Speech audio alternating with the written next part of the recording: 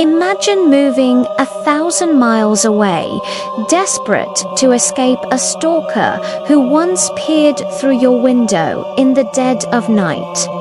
You think you're safe, finally.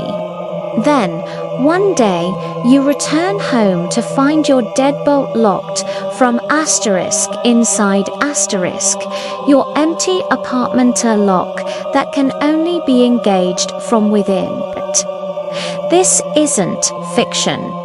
This is just one of 10 chilling true horror stories that prove you're never truly alone. Tales that will make you question the safety of your own home and the darkness that lurks just beyond sight. My own nightmare began in a mountain town basement apartment when my boyfriend first saw a man peeking in it. Soon, things vanished.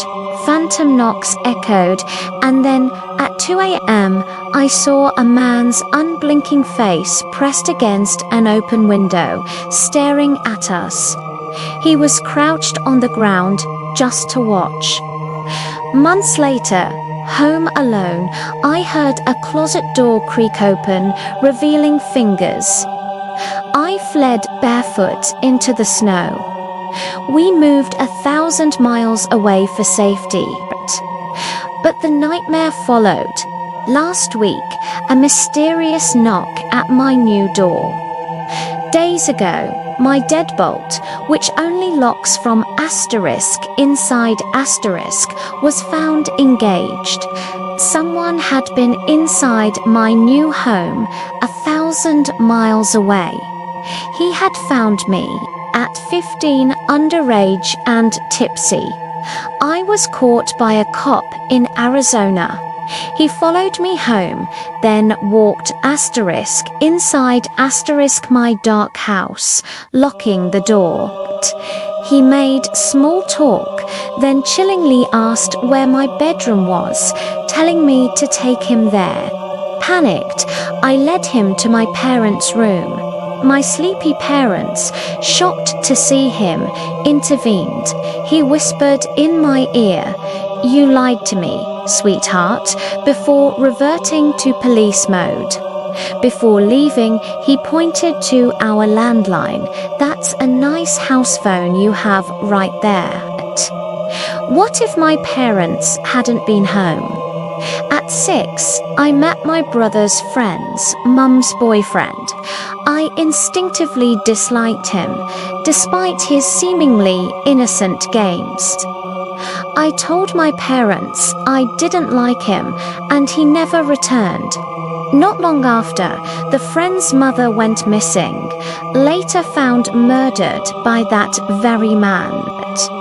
The chilling accuracy of a child's gut feeling about a killer still haunts me. Always trust your instincts. Camping in California, my ex and I noticed a tiny, empty tent. After 10 p.m., endless, mechanical human laughter began, continuous until sunrise. It wasn't natural. It sounded like a loop.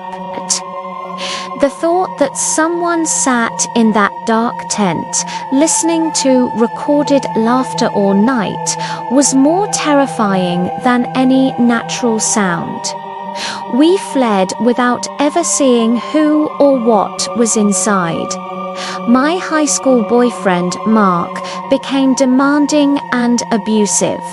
After I broke up with him, his obsession escalated into terrifying texts and stalking.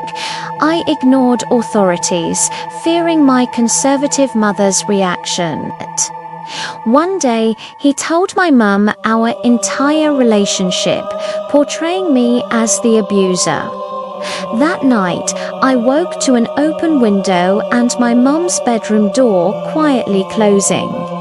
I heard a metallic click. Bursting into her room, I saw Mark crouched in the corner, holding a cleaver.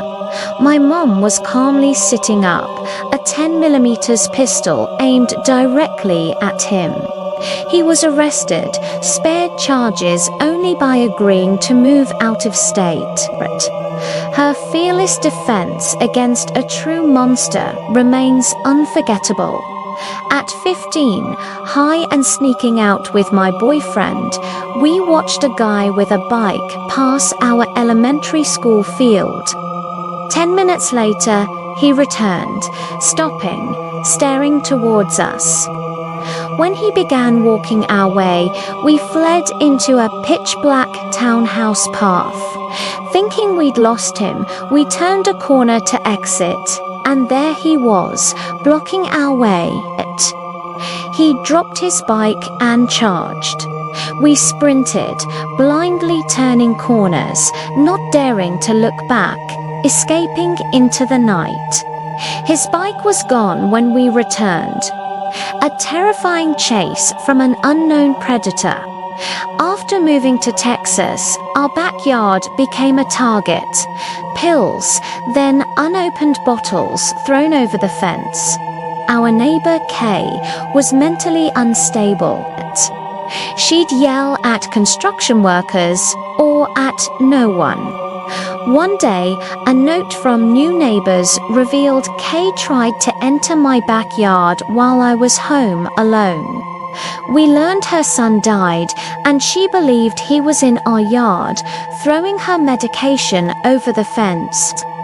Things escalated when she pulled a BB gun on workers, leading to a police standoff.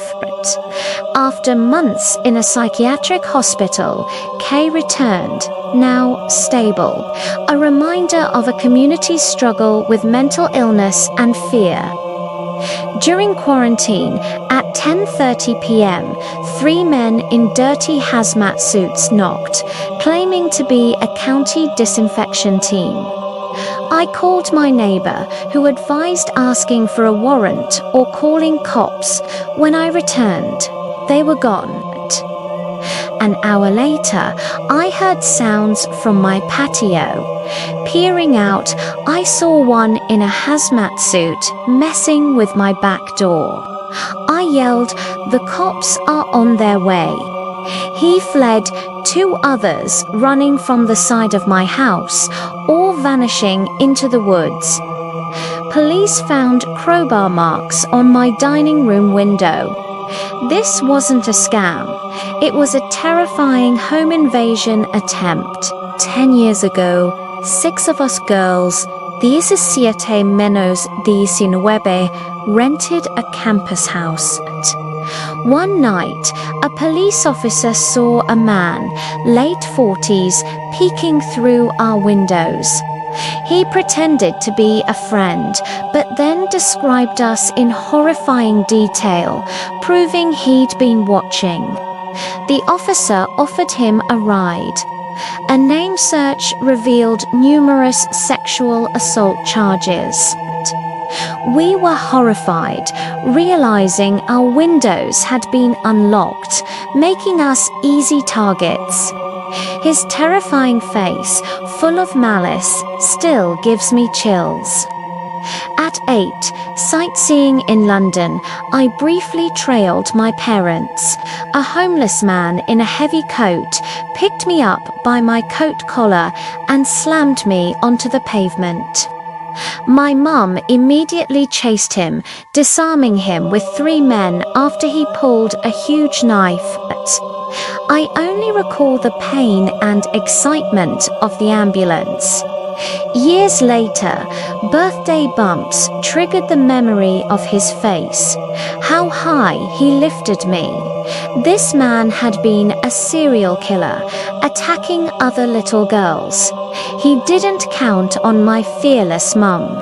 He was arrested that day, ending his reign of terror.